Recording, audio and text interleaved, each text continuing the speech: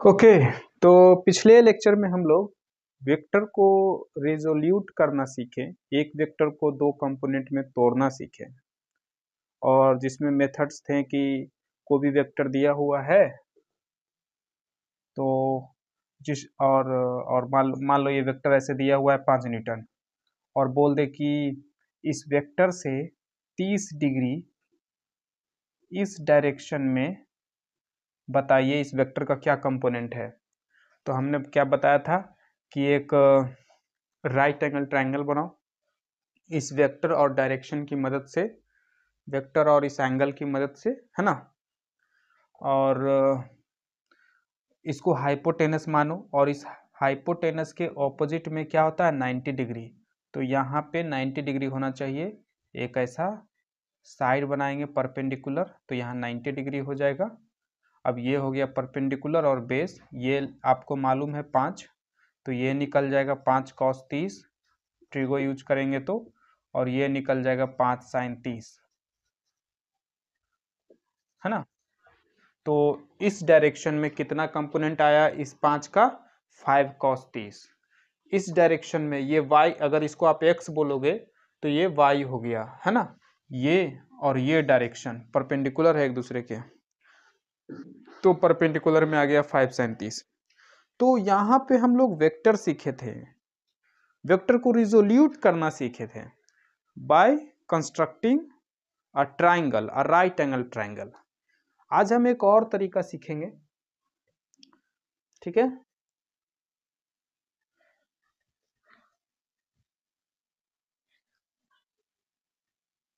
जिसे हम parallelogram method कहते हैं।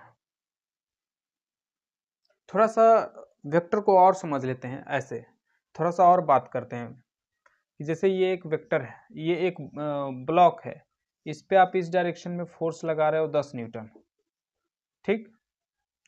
तो आप इसी सिचुएशन को ऐसे भी कह सकते हो कि ये 10 न्यूटन, अगर कोई आदमी इस डायरेक्शन में 8 और इस डायरेक्शन में 2 न्यूटन लगाए तो ये 10 न्यूटन का ही, ये जो 8 और 2 क्या है, ये 10 न्यूटन का कंपोनेंट है ना।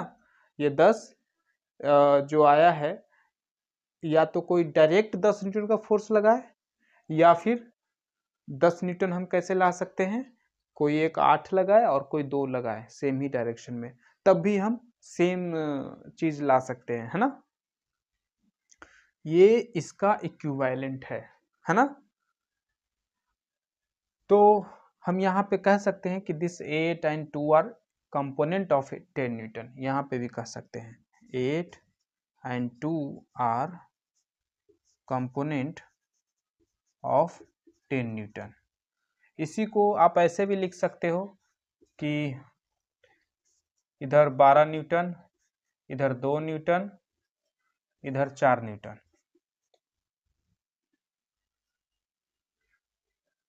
तो ये सेम है, ये भी इक्विवेलेंट है, ये दोनों सिचुएशन एक दूसरे के बराबर है। हम यहाँ पे कह सकते हैं कि 4, 12 and 2 are component of this 10 Newton.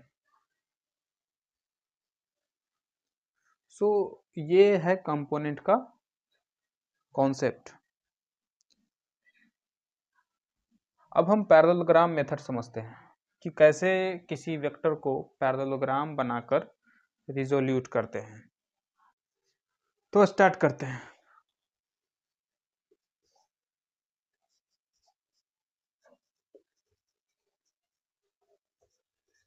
Resolution of vector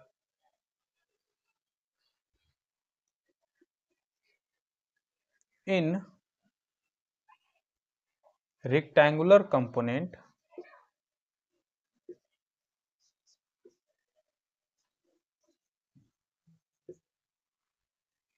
by parallelogram method।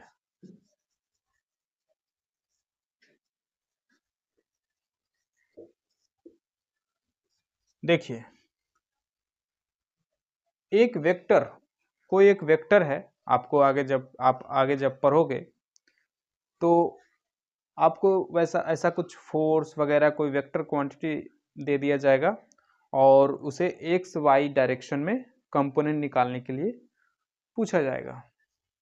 तो ऐसा एक्स वाई आपको दिया रहेगा और ये एक ऐसा वेक्टर रहेगा, कोई वेक्टर मान लीजिए ए है, इसका वैल्यू मैग्नीट्यूड ए है और ये एक्स के साथ अल्फा एंगल पे है और वाई के साथ बीटा एंगल पे है। अगर ये रेक्टेंगुलर कंपोनेंट है तो अल्फा और बीटा का सम 90 डिग्री होगा, है ना। और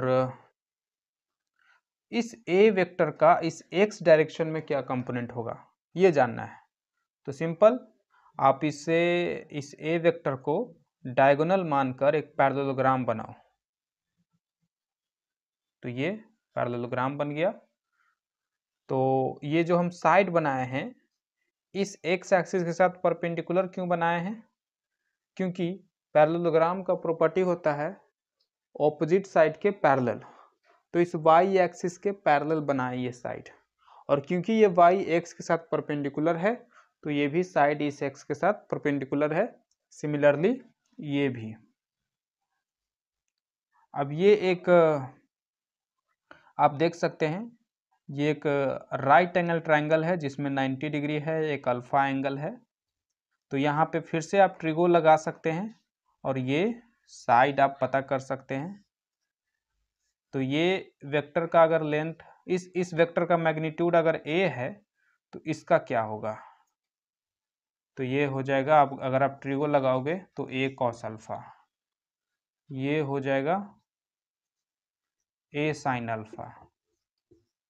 सिमिलरली अगर बीटा एंगल लेकर चलते हो, ये ट्रायंगल लेके चलते हो, तो ये वाला हो जाएगा a cos बीटा और ये वाला हो जाएगा ये वाला, या कहो ये वाला, दोनों बात एक ही है, a sin बीटा। ठीक है। तो ये जो कंपोनेंट है एक्स डायरेक्शन का कंपोनेंट है, एक्स डायरेक्शन में कंपोनेंट है। किसका कंपोनेंट है? इस ए वेक्टर का। तो हम ऐसा लिखेंगे, component of vector A in x axis, इसको ऐसे लिखना है। और ये कितना होगा? तो देखिए a cos अल्फा, ये और ये दोनों बराबर है, आप a sin बीटा भी बोल सकते हो। ठीक है। यहां हम वेक्टर लगाए हैं ना, एरो लगाए हैं, तो मैग्नीट्यूड के साथ साथ डायरेक्शन भी देना होगा। तो ये एक्स एक्सिस में है तो यहाँ एक्स कैप लिखो या आई कैप लिखो। ठीक। सिमिलरली इस वेक्टर का वाई डायरेक्शन में कंपोनेंट कितना है? ये है, कितना है? a cos beta j cap. और ये भी लिख सकते हैं, ये दोनों बराबर है ना। a sin अल्फा भी लिख सकते हैं।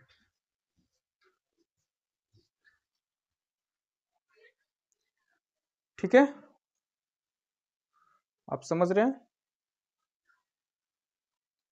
तो these are the component of this a vector in x and y direction respectively। तो हमें बस इसे डायगोनल मानकर एक पैरेललोग्राम बनाना है और पैरेललोग्राम के साइड्स पता कर लेने हैं ट्रिगो का यूज करके, है ना। तो स्टेप 1 है construct a parallelogram by considering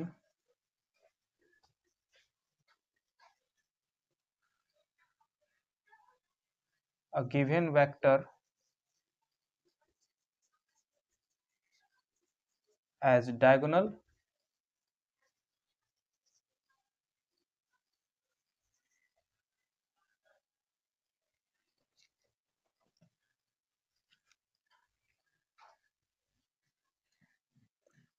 okay. और step 2 use trigo to find side of parallelogram. Trigo पता करिए, है ना। साइड ऑफ ट्राइंगल, ये से लिखते हैं side of triangle in parallelogram. Triangle में जो पैरेललोग्राम में जो ट्राइंगल है उसका साइड पता करिए।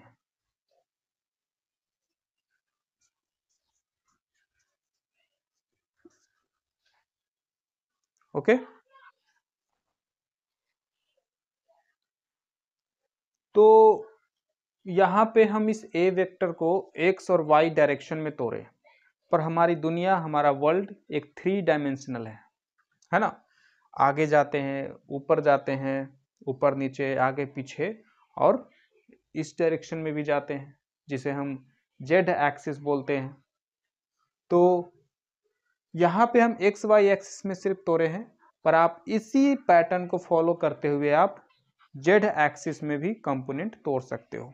ठीक है, अगर आप, ये आपका जी एक्सिस है और ये वेक्टर है, और इस वेक्टर और जी एक्सिस के बीच का एंगल मालूम है, तो आप ये जेड एक्सिस में कितना कंपोनेंट होगा इस ए वेक्टर का वो निकाल सकते हो। जैसे यहाँ पे देखिए पैटर्न, देखिए ये ए वेक्टर और ये एक्स एक्सिस दोनों के बीच कितना एंगल है, अल्फा, तो एक्स के डायरेक्शन में ए कॉस अल्फा। यहाँ देखिए ए वेक्टर और वाई एक्सिस के बीच कितना एंगल है, बीटा, तो वाई डायरेक्शन में कितना हो जाएगा, ए कॉस बीटा। वैसे ही ए वेक्टर और जेड डायरेक्शन, जेड एक्सिस के बीच अगर एंगल मान लो अल्फा बीटा गामा है, तो जेड डायरेक्शन में कितना हो जाएगा इस ए वेक्टर का कंपोनेंट, ए कॉस गामा। अगर ये वेक्टर, ये जो मेरा वेक्टर है इस बोर्ड के प्लेन में है, ये ऐसा नहीं है, ये ऐसा प्लेन में है, बोर्ड के प्लेन में है, इस डायरेक्शन में है, ऐसे नहीं है, तो इस वेक्टर का और जेड एक्सिस के बीच का कितना एंगल है, 90। तो अगर 90 एंगल है तो इस ए वेक्टर का कंपोनेंट निकालेंगे जेड डायरेक्शन में, तो क्या आएगा, ए कॉस 90, और कॉस 90 का वैल्यू होता है 0, तो जेड डायरेक्शन में इसका कोई कंपोनेंट नहीं होगा। ठीक है, इस वेक्टर का मान लो हम किसी ब्लॉक पे इस डायरेक्शन में फोर्स लगा रहे हैं, तो इस डायरेक्शन में कितना लगा रहे हैं, कुछ नहीं लगा रहे हैं, है ना, ये इधर लगा रहे हैं फोर्स, इधर लगा रहे हैं, है ना। इस डायरेक्शन में अगर फोर्स लगा रहे हैं तो कुछ इधर लगा रहे हैं, कुछ इधर लगा रहे हैं, इधर नहीं लगा रहे हैं।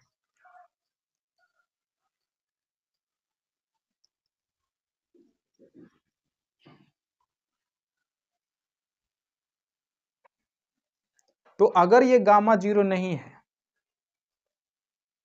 अगर ये गामा 90 नहीं है, मतलब ये ए वेक्टर बाहर है, बोर्ड के प्लेन में नहीं है, बाहर है, तब इस जेड डायरेक्शन में भी इसका, इस ए वेक्टर का कुछ कंपोनेंट होगा, और वो कितना होगा, ए कॉस गामा इन के कैप, ऐसा लिख सकते हैं।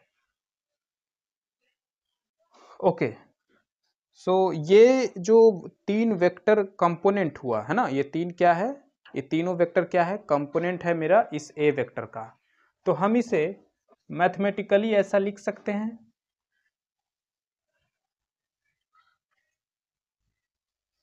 ये तीनों ए वेक्टर का कंपोनेंट है, तो हम ऐसा लिख सकते हैं कि A vector is equal to A X vector plus A Y vector plus A Z vector, इन तीनों वेक्टर का सम ए वेक्टर होगा। ठीक है, ये हो गया आपका mathematical equation of given vector, ये आप ऐसे भी लिख सकते हो, mathematical representation of your given vector. अगर आपको वेक्टर को बोले मैथमेटिकली लिखने के लिए तो आप ऐसे लिख दो। अगर आपको कहे पिक्टोरियली किसी अपने गिवन वेक्टर को पिक्टोरियली रिजोल्यूट करके दिखाओ, तो ऐसे दिखा दो। ठीक है, इसे और आगे थोड़ा सॉल्व करेंगे तो ax को हम ऐसा लिख सकते हैं a cos alpha i cap, a cos ay को लिख सकते हैं a cos beta j cap, a cos gamma k cap.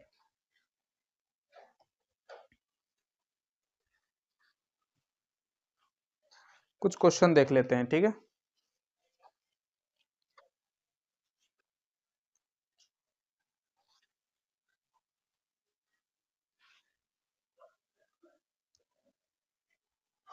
कुछ बेसिक क्वेश्चन है, बहुत ही बेसिक क्वेश्चन होंगे ताकि आप समझ पाएं कि कैसे लिखा जाता है, कैसे किसको क्या बोलते हैं, किसको कंपोनेंट बोलते हैं, किसको मैग्नीट्यूड बोलते हैं, कैसे करते हैं काम, ये सब बेसिक है। ये क्वेश्चन देखिए,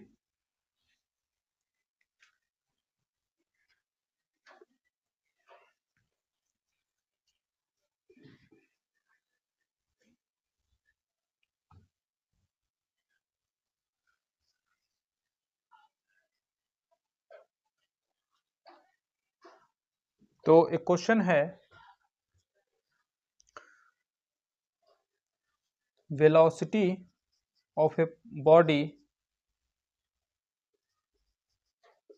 is 5 meter per second along positive x axis।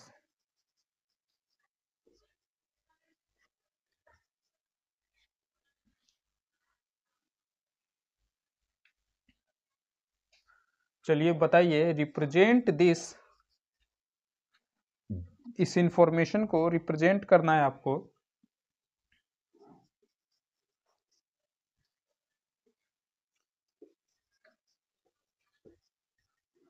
in terms of I, J and K cap.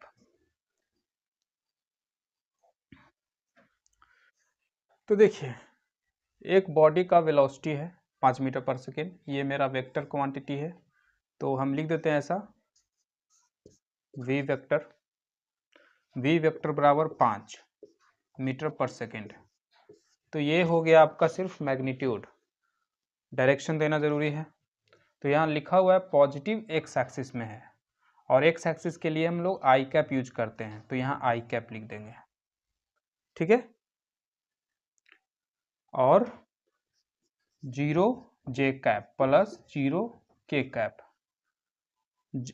Y और जेड डायरेक्शन में कुछ नहीं है। इसी को जब हम आगे फिजिक्स बनाएंगे, जब हम कुछ प्रॉब्लम सॉल्व करेंगे, इंटेंस बहुत सारे कैलकुलेशन को देखेंगे, उसके साथ जब डील करेंगे, तो हम जनरली इस तरीके से नहीं लिखेंगे। ये थोड़ा टाइम टेकिंग है और थोड़ा एनोइंग भी है, बार बार आई कैप लिखना इस तरीके से, फिर जे कैप लिखना थोड़ा मुझे परेशान करता है। तो इसके लिए हम थोड़ा अलग तरीका अलग अप्रोच लगाते हैं, अलग तरीके से लिखते हैं। हम जनरली इस तरीके से लिख देते हैं, पहले वाला जो है आई कैप में है, दूसरा वाला जे कैप में है, तीसरा वाला के कैप में है। तो ये तरीका रहेगा। तो आप जब हम ऐसे लिखेंगे तो आप आगे समझ जाना, ठीक है, okay.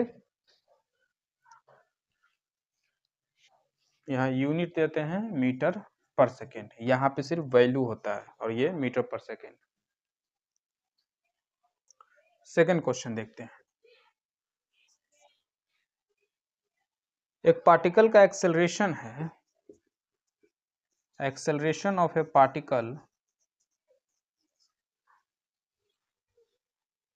is 4 metre per second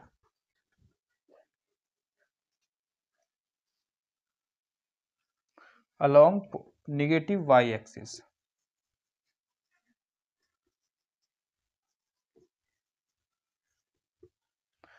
same वही काम यहाँ पे भी करना है, यही वाली बात लिख दीजिए।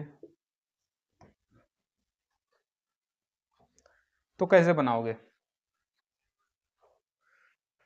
तो एक्सेलरेशन की बात हो रही है, तो एक्सेलरेशन को स्मॉल a से जनरली लिखा जाता है। तो a vector is equal to 4 in negative y axis. तो एक्स एक्सिस में कितना है, तो आप इसे ऐसे भी डायरेक्ट लिख सकते हो कि 4 माइनस जे कैप माइनस 4 जे कैप, आप ऐसे लिख सकते हो डायरेक्टली। और 0 इन आई कैप 4 माइनस 4 इन जे कैप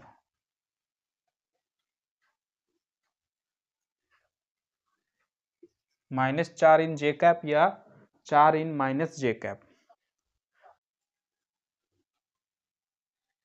इस तरीके से हम लिख सकते हैं।